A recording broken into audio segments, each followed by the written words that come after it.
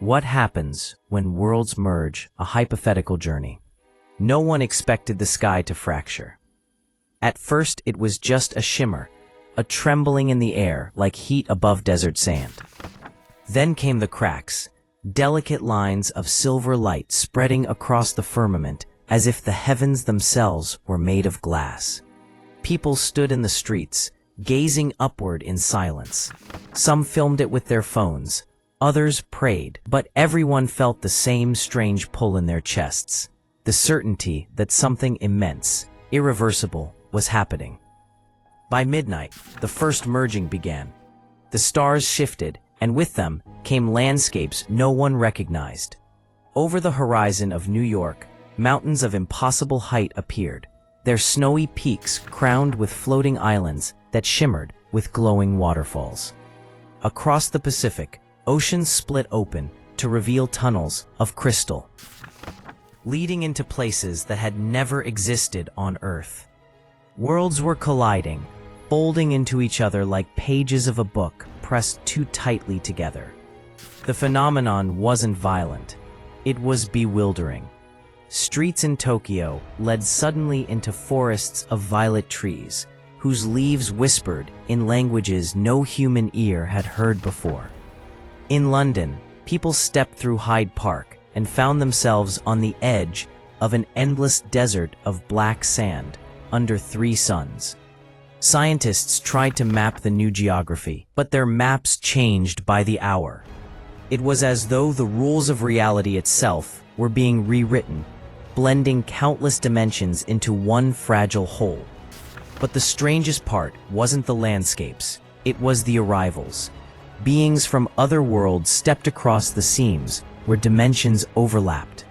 Some looked human, only slightly altered, with eyes that glowed or shadows that moved against the light. Others were entirely alien, creatures of smoke, of stone, of living music. Not all were hostile, but not all were kind. A traveler from the merged sky explained in a voice like wind through glass that the barriers between worlds had been weakening for centuries, and now they had finally given way. Humanity faced choices. Do we defend our world, claiming our streets and cities as sacred ground, or do we adapt, accept that we are no longer alone, and learn the rules of these new neighbors? Fear spread quickly.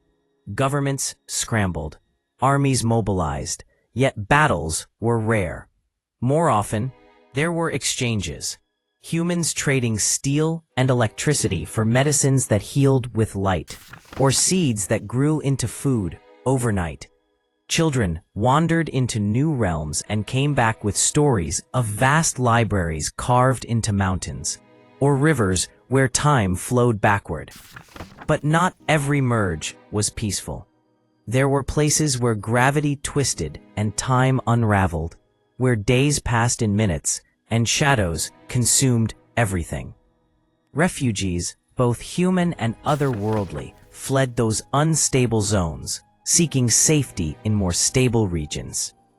Cities became mosaics of cultures and architectures, not just from Earth, but from countless realities.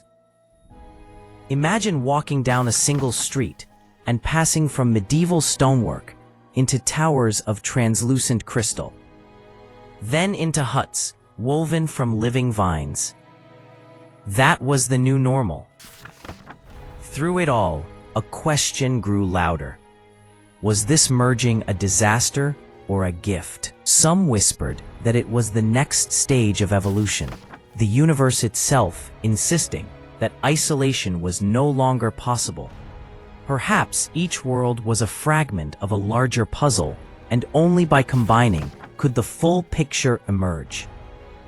Others feared it was the beginning of collapse, that the merging was unstable, and one day all worlds would shatter together into nothing. The truth revealed itself one dawn, when the sky fractured again, not with cracks, but with a doorway.